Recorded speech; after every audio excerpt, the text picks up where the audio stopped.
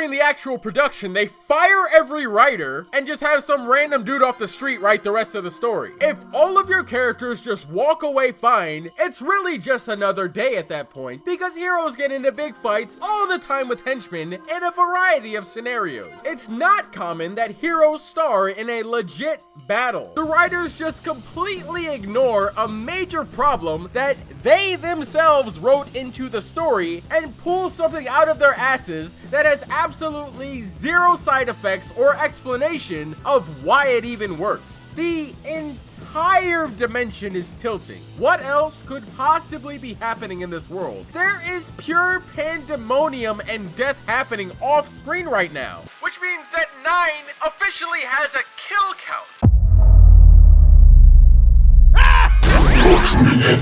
To the Eggman Empire. Authorization approved. Access granted. What's happening, incels? My name is KotyTang, and welcome everybody to the finale of Sonic Prime. If you haven't seen my videos in part 1 and 2, be sure to give those a watch to catch up with the series so far. With that said, let's hop right into it so that I can finally wash my hands of this shit-ass series. Episode 1. 9 betrayed you and left us to die, and he will pay for it. Episode 1 of Part 3 sets the stage for the upcoming battle against 9. The Chaos Council, Sonic, and Shadow are forced out of Green Hill as the dimension begins collapsing thanks to 9 utilizing the Prism. 9 comes to the realization that Sonic holds a bit of the Prism's energy inside of him, and without that energy, the Paradox Prism remains unstable and the dimensions will continue collapsing with each use. Sonic is essentially the final Horcrux to Shatter Space. Back to Sonic and Shadow, Shadow was previously unable to go through gateways, but after arriving at the Grimm's Gate, Shadow is now able to just throw himself into the dimension thanks to a crack on the side. Sonic and Shadow confront 9 at his base on the Grim. This forces 9 to retaliate by launching a league of Grim robot variations on Sonic, Knuckles, Rouge, Amy, and Birdie. 9 reveals that he's missing some Prism energy still, and Shadow puts together that it's inside of Sonic. In response, he forces Sonic outside of the Grim. So 9 clones Grim Birdie and orders them to chase Sonic. However, Shadow remains in the Grim and is beaten into a crevice. Okay, so in this episode, Sonic and Shadow arrive at a gateway, and Shadow makes the point that he can't pass through gateways. So the solution is to go around and into the side. Wouldn't that still be going into the gateway? Or is the technicality the fact that it's not a gate, it's a crack? This is yet another auto-resolution that constantly happens throughout the entire run of Sonic Prime. Instead of directly addressing the issue, the writers just completely ignore a major problem that they themselves wrote into the story and pull something out of their asses that has absolutely zero side effects or explanation of why it even works. And then the problem that was there is just swept under the rug. In truth, this tells us that there was never a proper reason as to why Shadow could not enter the portals, just like there was never a valid reason as to why Sonic wasn't able to touch the Prism Shards. Both of these are just restrictions that the writers purposely placed in the story for no reason other than the fact that they had no idea how to progress to a new dimension and didn't want Shadow to play a major role in the story. In Part 2, no matter what Shadow did, he could not enter these dimensions. It didn't matter how hard he tried or whatever idea he came up with. It prevented him so much to the point that it literally knocked him out. It's never explained why that is, and now that he can enter into dimensions, he's perfectly fine and can just hop in and out as he pleases. So we never learn why Shadow couldn't enter into the dimensions, and we don't have any reference to why he suddenly can now. Just the fact that there's a crack, and somehow that means Shadow can now magically enter dimensions with no repercussions. When we first arrive at the Grim, Sonic sees Chaos Sonic Mark II and is all, "Whoa, who or what is that?" And then it finally jumps down and Sonic can see that it's another robot version of a hedgehog. Now, you may think that this is just Sonic once again not realizing he's fighting a Metal Sonic, but this is actually an extremely rare instance of a story using proper character spacing. It's not that Sonic doesn't notice this is another robot version of himself, it's that he literally could not see anything that far away. The Shadow could, though. It's you. So, in the same scene that they use proper character spacing, they, of course, have to immediately ruin it by giving Shadow enhanced magnifying eyes. So, maybe Sonic could see all the way up there, and he is too dumb to realize that that's another Metal Sonic. Yeah, but if you squint and tilt your head to the side, it's also kinda you. Something interesting about 9 is that he doesn't create a grim version of himself, which displays his refusal to be seen as just another clone to the real Tails. However, he does create a grim version of Sonic, which could be an indicator that in his mind, Sonic is just as replaceable as any other friend that he's met along the way. I also found it pretty neat that 9 dips into his inner Eggman in this episode. The idea of ruling an entire world with nothing but robots as his companions and not caring for or trusting anybody. Episode 2. Nothing will stop me from getting Sonic. After being tossed into shatter space, getting chased by 9's grim flickies, and magically being able to hide from them while jumping to different crystals in plain sight, Sonic finds himself arriving once again in New York City. Sonic watches the ongoing collapse of each dimension through the portals and is eventually greeted by a giant hologram of 9. 9 displays his ability to mess with the dimensions by tilting the world, causing distress to the civilians. Thankfully, Sonic is reunited with the friends he left in the city, who come to realize that 9 is no longer on their side. They eventually agree to take shelter in the Yoke, the base of the Chaos Council, while the Grim Birdies finally enter the dimension. At first, the Chaos Council refused to house the rebels, but eventually they agree in order to stop the city from disintegrating, teaming up with Sonic to take down the Grim Birdies. Sonic explains what 9 has done in the Grim to the group of heroes and old villains. They devise a plan where they will use Sonic's Prism Energy and the Council's Shadow Drive, which will allow them to create a shield around the Yoke that will protect them as the dimensions collapse. The success of this plan renders 9 unable to crack open the shield, forcing him to temporarily lie in wait, which causes 9 to avert his attention to the unrescued pirates in No Place.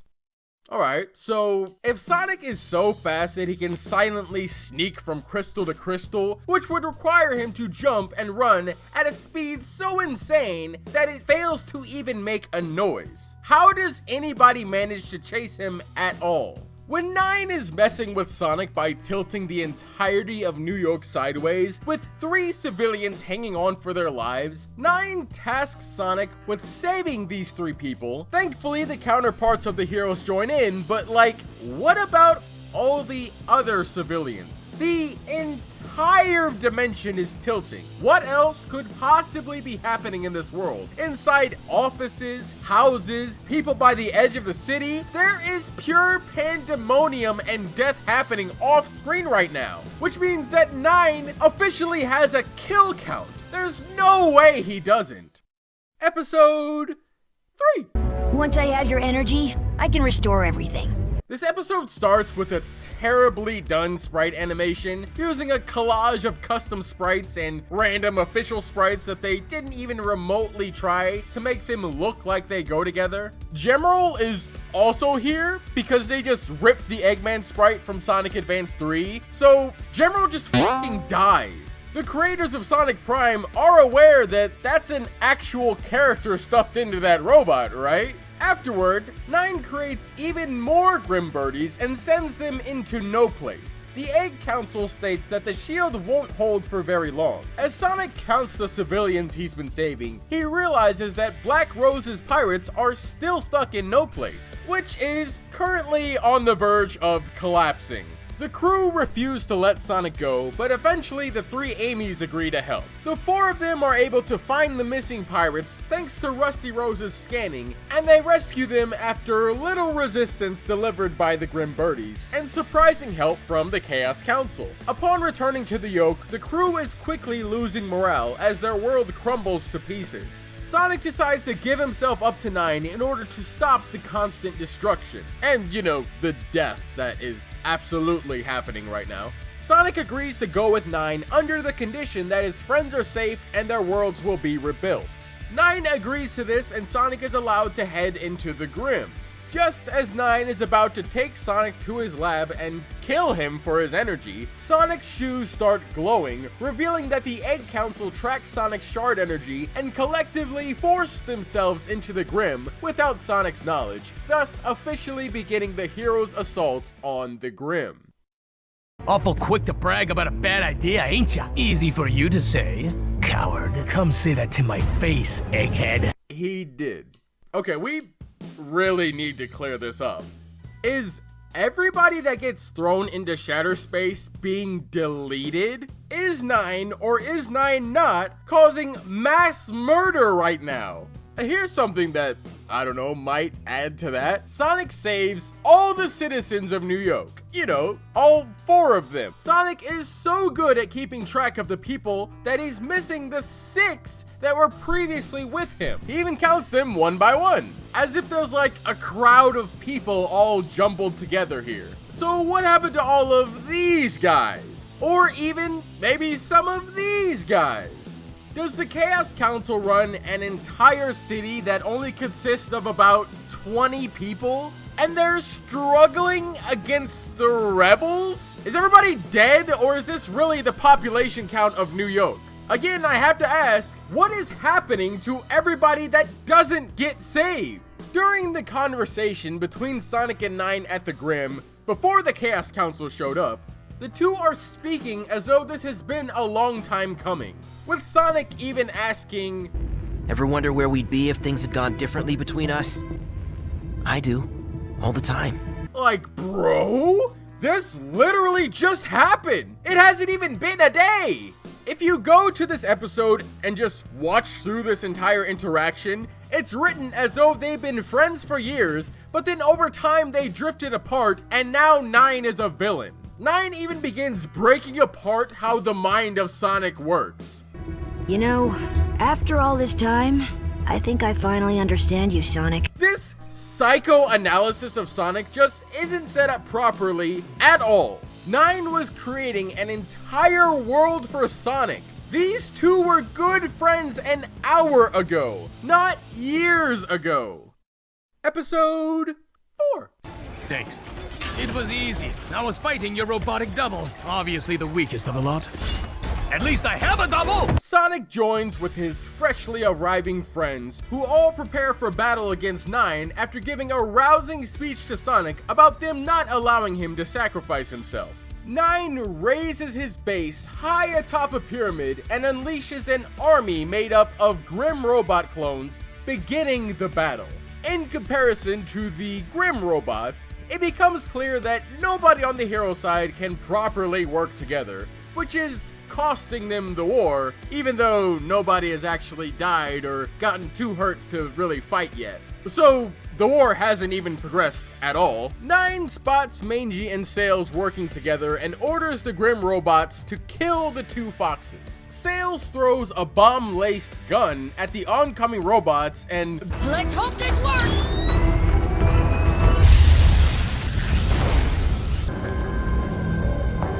they die? Sails and Mangy are dead?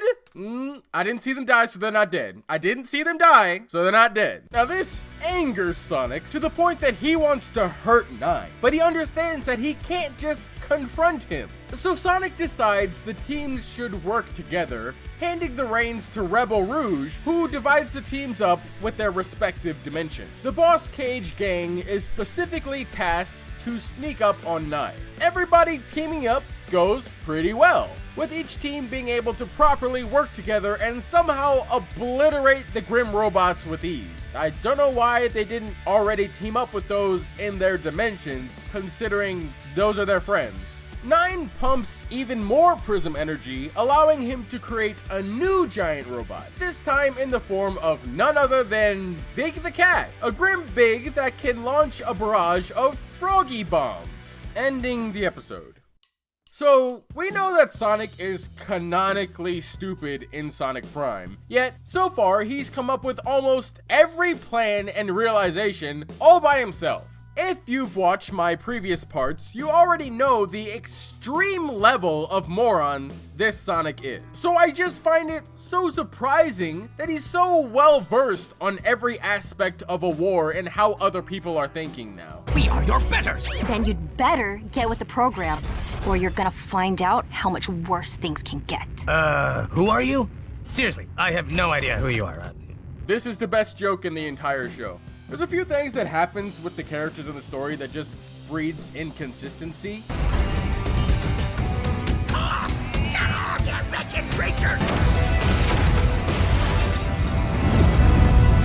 Why didn't Dr. Dunnett just shoot the birds again like he did in the second episode? Get these blasted bitches out of my way!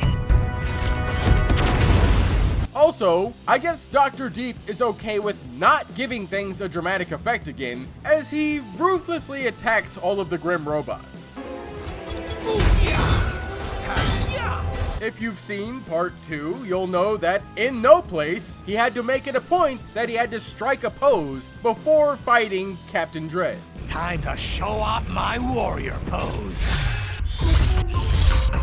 Would you just grow up and attack? I'm trying to be dramatic. Episode 5. If I still had that Chaos Emerald, I could have teleported out of here. But it's lost to the void.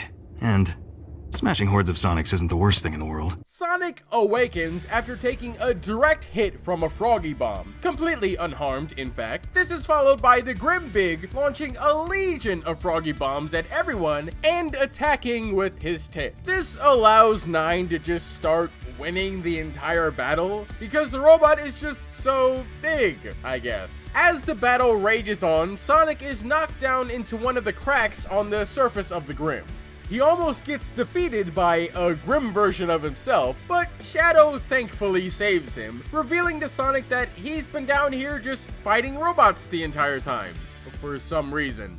Not only has Shadow just been down here fighting robots, he hasn't decided to join the fight until Sonic conveniently dropped down to his exact location. So, now Sonic and Shadow beast through the robots down below together, and Shadow is just in the battle now, because that's just what happens. Shadow decides to go directly after 9, and Sonic eventually agrees, realizing that this war will just end if 9 gets him, which he already knew and has repeatedly pointed out. But this time he has a plan. Again, Mr. Dr. Eggman destroys Grim Big, and 9 destroys his mothership in response. But Mr. Dr. Eggman, he's okay. Sonic realizes that when 9 diverts the Prism's power, the dome around the Grim shrinks. So after a completely unsuccessful raid by the Boss Cage gang and yet another clone army, the heroes come up with a new plan, which has not been revealed to us yet. Sonic charges at 9 after everybody gets beat up, ending the episode.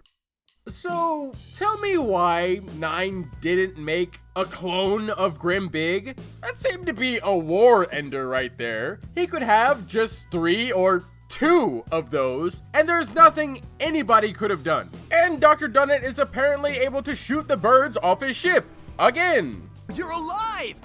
Help a brother up. We are not related. Never mind. Sonic is black, and Shadow is white. You would do the same for me. Sisters.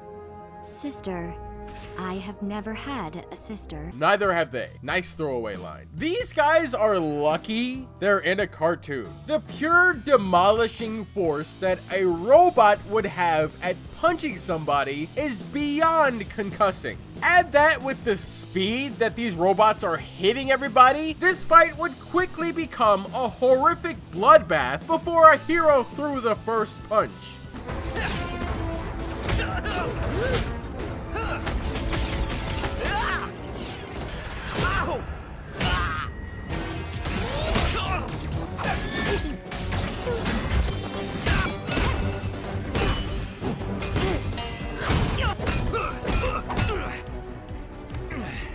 Is that all you got?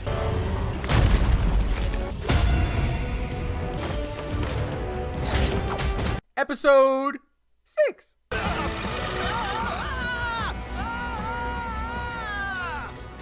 Splat. 9 shows Sonic his friend's failure as they lay beaten on the ground and starts diverting more power from the prism. This forces not just the shield around the Grim, but the robots to weaken even further. In this episode, Sonic finds out what his shoes do, just in time, revealing that they make platforms for Sonic through his hands and feet. Neat. Now, Sonic's true plan from the last episode is revealed, and the plan is all of the heroes being beaten up. That's the plan. Yup, they pretended they're being defeated so that Sonic can force 9 to use up all of his prism energy. That's right.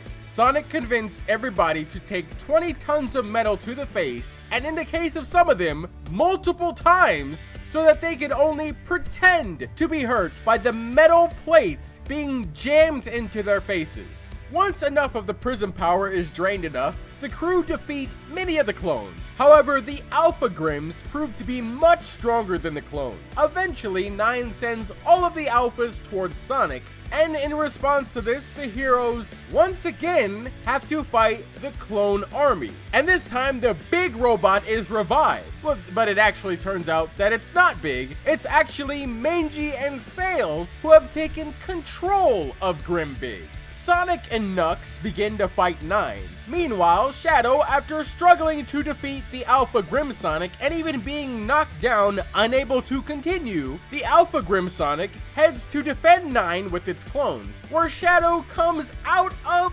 nowhere and dive bombs the robots, one-shotting all of them. We are not finished!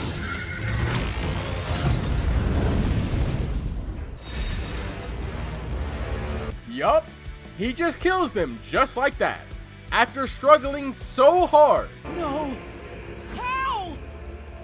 I am the ultimate life form. Oh, cringe. The shield begins collapsing to the point that everybody has to head to the top of the Citadel or they'll be deleted, which means they'll die. They'll be dead. 9 has killed people. In this episode, there's a visual glitch that happens right here. Oh look, Dr. Deep is randomly back to trying to create a dramatic effect again. Prepare to be amazed, then deceased by the one and only Doc. When Sails and Mangy take control of Grim Big, after they exploded, where did they fly to? How did none of the robots catch them? How did 9, the person overseeing the battle from up high, not ever see them? And why would Grim Big have controls and a cockpit inside of himself? It's not like 9 would ever have a reason to hop inside of him. The robot acts entirely on its own and takes orders from outside, just like every other robot does. Are you saying that they also have cockpits inside of their heads? Or are we actually saying that Sails and Mangy created the cockpit? There's a scene where Rusty Rose reveals that she never needed Birdie locked up inside of her and it wasn't actually giving her power. Rusty Rose had Birdie locked up the entire time until this fight. Bitch could have let Birdie out at any point. She had this little bird get knocked around inside her for what? Something that you should have noticed by now is that this entire battle is depressingly vapid. I have a lot to say about that after we finish episode 7. This show has many examples of how not to write something, and part 3 itself is one of the show's best examples of how exactly not to write a huge prolonged battle sequence, as well as a war in general. But before we get to that, there is something that needs to be said as well, and I just can't stop thinking about it. Don't forget to subscribe to the channel if you made it this far. Be sure to leave a comment below about what you think of Sonic Prime before you leave. Now back to the video. Episode 7.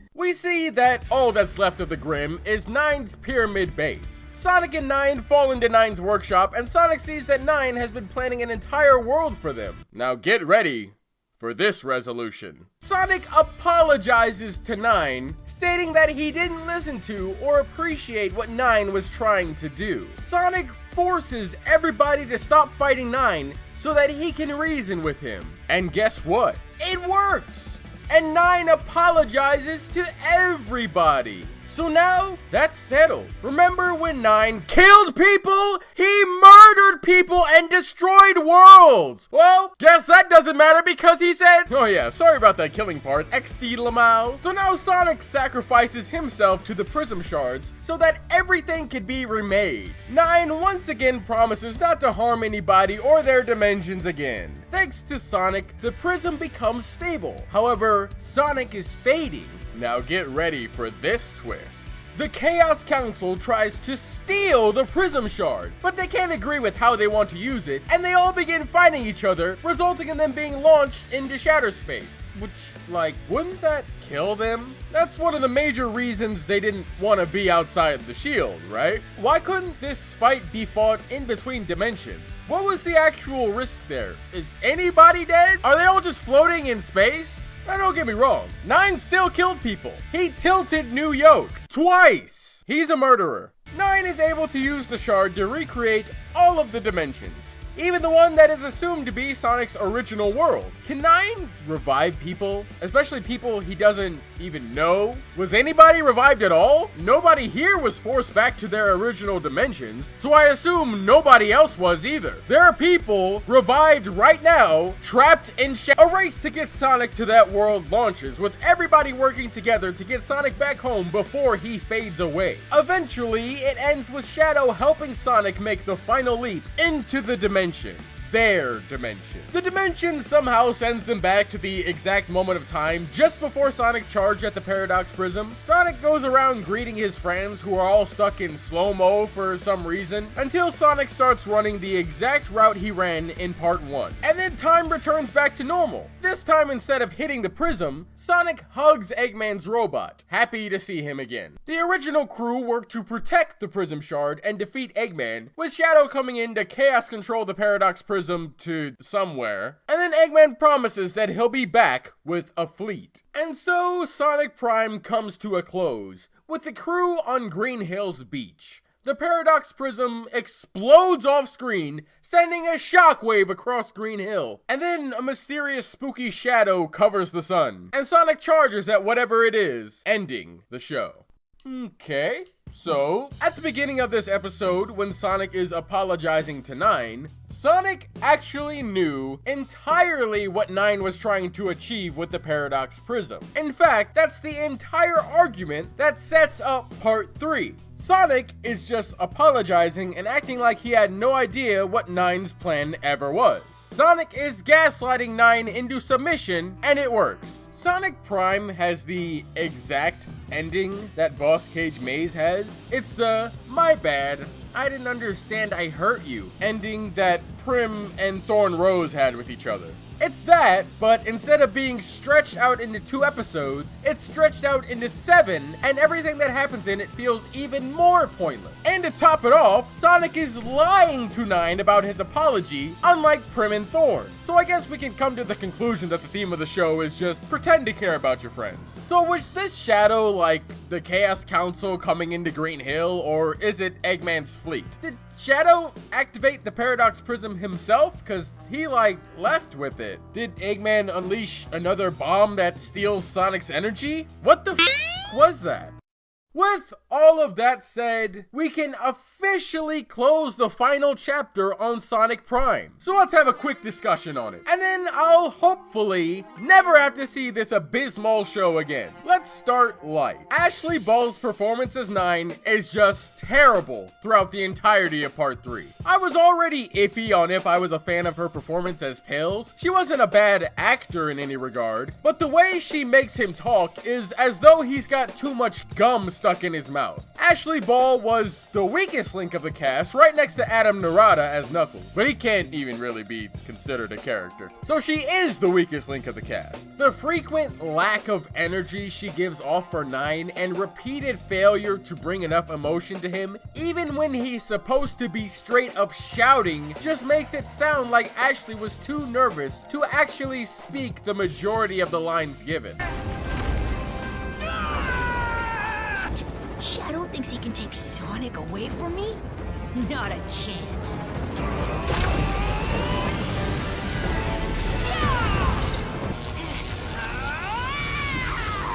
Tails as a villain already isn't intimidating, and Ashley's attempt to make 9 sound angry and menacing have completely failed. On to the next problem. Sonic Prime needs to understand that Shadow can use his Chaos powers without an emerald. The emerald hasn't been required for him since at least Sonic 06. Even though Shadow is a very capable combatant in this show, they've still watered down his actual ability. Not one single Chaos Spear or natural teleport was performed by Shadow throughout this entire show. Even when he did have the emerald, he didn't use it to its fullest potential, only warping a few inches while in shadow space when he should have had no trouble keeping up with Sonic. Even before, when he was in Green Hill, he could warp miles apart. Shadow shouldn't even be struggling against any of these robots. It clearly shows he's just been beating them in the crevice the entire time. That's apparently the whole reason he didn't join the battle until Sonic conveniently fell in the crack himself. And then later it shows that he can one-shot the Alpha Grim Sonic. Shadow genuinely has no reason to have just been stuck down there, even in Sonic Prime's own context, let alone how strong he actually should be. Shadow is one of the best parts of the show. However, the trade-off for his true personality is that he now lacks all of his true capabilities. Even more, the Chaos Emerald is simply lost. It never makes a return until it magically appears into Shadow's hand at the very end of the show. So,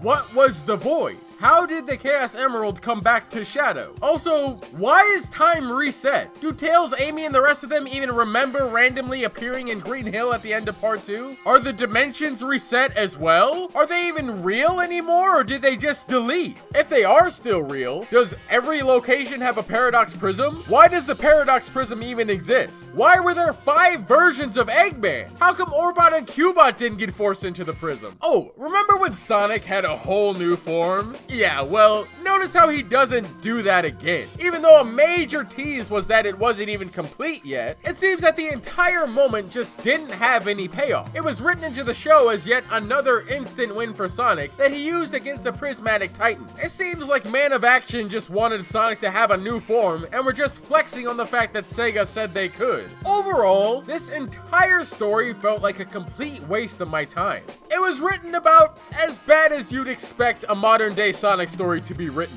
The premise and the characters are really cool and you're like, wow, this might actually be something. And then during the actual production, they fire every writer and just have some random dude off the street write the rest of the story. The amount of auto resolutions and moments in the plot that have genuinely led to nothing, a very apparent refusal to answer major questions and not delivering on various moments of foreshadowing, fights that drag on way too long, a very large, unremarkable and underutilized cast of characters that repeatedly fail to serve meaningful narrative purpose in the story, littered with missteps and blunders in writing, god-awful pacing, somehow getting away with 2 filler episodes, abysmal world building, an awful jumping point to begin the story, and just genuinely an uninteresting and boring adventure to even have to follow along. At least the majority of the voice cast was spot on. I'd prefer almost everybody here over who we actually have. I don't connect with any of the themes the story tried to bring out or the philosophies it was trying to show me. The major theme is exactly what I thought it was in part 1. Listen to your friends and appreciate them. That's the theme. So now Sonic loves his friends and doesn't take them for granted. He never did that before, but that's what Sega and the writers of Sonic Prime think Sonic does. So that's his character in the show. He was a selfish dickhead that only cared about what made him feel good, but now he's better now. Whoopee.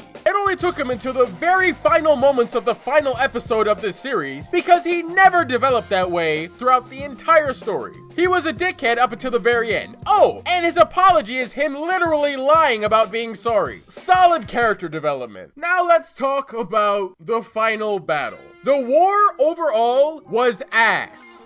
It's as simple as that. The entire war sucked. but it was just the same events over and over and over again, and then Sonic and 9 are just like, my bad. No, it's my bad. And then everything is just okay? Honestly, what a little bitch 9 is. Have the balls to destroy the very fabric of every dimension, cause mass murder by deleting every dimension, and tilting New York. Then in the very final moments, all it took to get him to stop was Sonic saying sorry. The repercussions to his actions aren't even thought about by Sonic and friends. They're just like, well, as long as we're safe, it's all forgiven. No other character besides Sonic has any weight in this fight. None of them have a villain they can fight. And aside from that, nobody has any significant character growth that they can experience. For the majority of these characters, they were either each other's villains and now they're fighting alongside each other, or the Chaos Council was all they had as villains and now even the Council are also temporary heroes.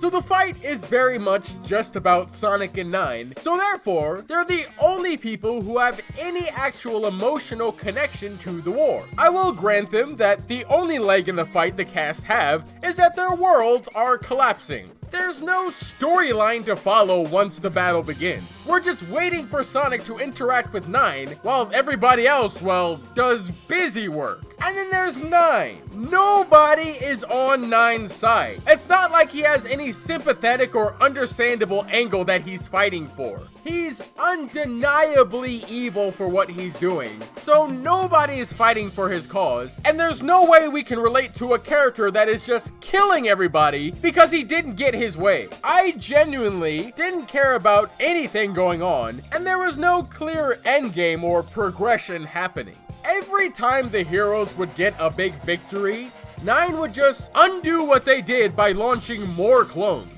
Nobody seemed to be getting tired, nobody was getting taken out of the fight, even Mangy and Sails returned to the battle after a while. There was just nothing to actually hang on to, and there were no stakes or tangible struggle for anybody past the dimensions collapsing. And honestly, even if the dimensions did collapse, the battle would just end up in shatter space. That's all that would happen. They would be floating in space, and Sonic would just be like, hey 9, I'm sorry man, and then he'd take his energy into the Paradox Prism, and he would reset everything anyway. One thing you can get out of this is that it's exactly how you don't write a war or any prolonged battle. If you're going to write a war, you need more than 2 characters carrying the entire thing. You're gonna need specific conflicts, personal stakes, very clear tides changing, and indicators on how each battle is progressing. You need the loss of characters who are either straight up dead or so beaten that they can no longer participate in the fight. You need somebody to come out worse than the way that they started. You need some characters to come out better than the way they started. In some cases, you need everybody to be worse than the way they started. You can't just have every single character perfectly fine by the end of it. There needs to be actual loss and emotional weight when you're doing a grand scale battle. Everybody needs to understand this. If all of your characters just walk away fine, it's really just another day at that point, because heroes get into big fights all the time with henchmen in a variety of scenarios. It's not common that heroes star in a legit battle. Sonic and 9 could have just talked this fight out, and that's echoed loud and clear in the final conversation of the war. I genuinely could not stand watching the show more than once for these videos, and it was an actual chore to write each and every script. If you guys have anything you think I skipped over or think I should have dove deeper into, feel free to bring it up in the comments, and as always, I'll gladly discuss it with you. Oh yeah, and timeline finally revealed. It takes place after any game, as long as it's not before Sonic Advance 3. Thanks, Ian, for that completely bad faith bait and tease. Thanks, Man of Action. Thanks, Valkyrie. Thanks, Jacksepticeye. Like, comment, subscribe, follow me on Twitter. I hope to see you guys in the next one. Okay, bye!